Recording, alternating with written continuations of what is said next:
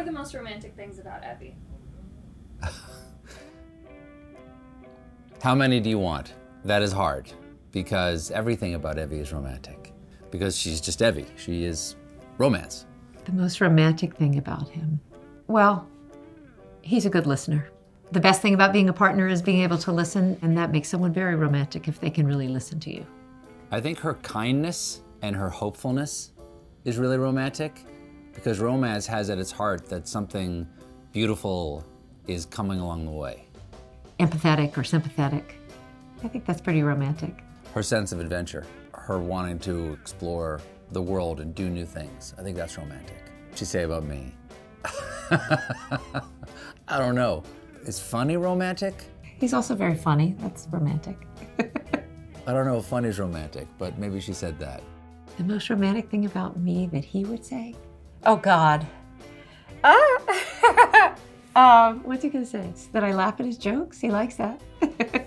I think her kindness and her hopefulness are the top two. Hopefully she said something about my lips. Long-winded, funny lips. I do remember our first date. Our first date, I was down in Charleston, South Carolina. I had seen her in May. But our first date didn't happen until almost like, that was May, and then the next Christmas. And I thought to myself, you know, that Evie McGee seems like the kind of girl who would come home for Christmas. We were both home visiting family, and we went on a date the day after Christmas, December 26th. We went out to dinner that night. And we went to dinner at a restaurant in Charleston called Mary Ann's. It's not there anymore. Mary Ann's in Charleston was one of the few nice restaurants. There's a million nice restaurants in Charleston now, but this is one of the few at the time. And I had a brand new jacket that I bought for the date. Anyway, he told this crazy story about a dream he'd had. And the night before I had had this dream, you see. I had had this dream that had to do with her. And in the dream, I was riding horses in a race, kind of like the Palio, but this was in Spain.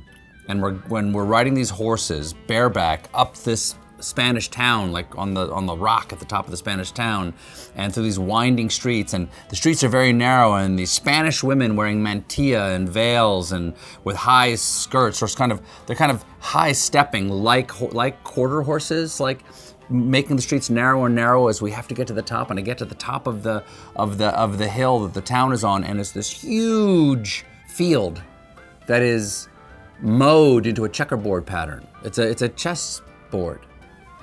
And I know that I have to play a life-size game of chess on this board against the Grand Master Valentine.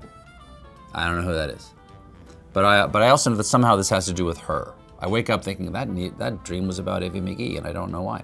So we get to the restaurant, we sit down, we open the menus, and the very first item is Valentine of duck. And I don't know what a Valentine is.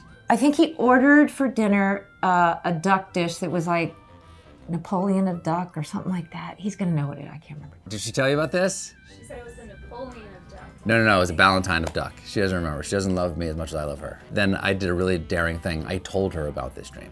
And he was like, I dreamed last night about Napoleon and this whole like chessboard kind of bizarre, Stephen, he goes off. And I just remember thinking, this is unusual, really? No one wants to hear your dreams. No one really does. I'm sure you kind of fast forwarded through me describing that dream right now. But anyway, I told her the dream and she handled it. She went with it. It was so crazy. And I remember thinking, he's either really, really interesting or really crazy.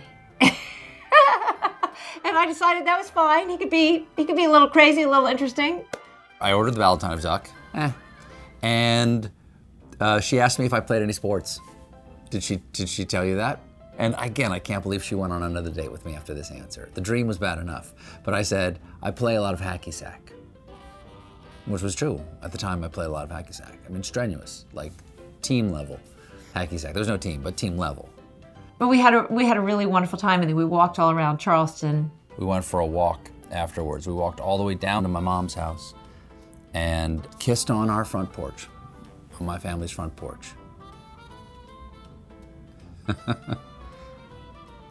Then we walked down to White Point Gardens, to the gazebo, same place where I asked her to marry me years later. And I said, well, what are you doing this week? Because I wanted to see her again. It was a lovely first date. And then I had a date with someone else the next night, which I thought was really smart. She had a date to go kayaking or canoeing with this wildlife photographer who I still don't like, and I can't remember his name or anything about it. Right, because he was like, let's go out again. I was like, I can't. It was a good first date, though. That's our first date.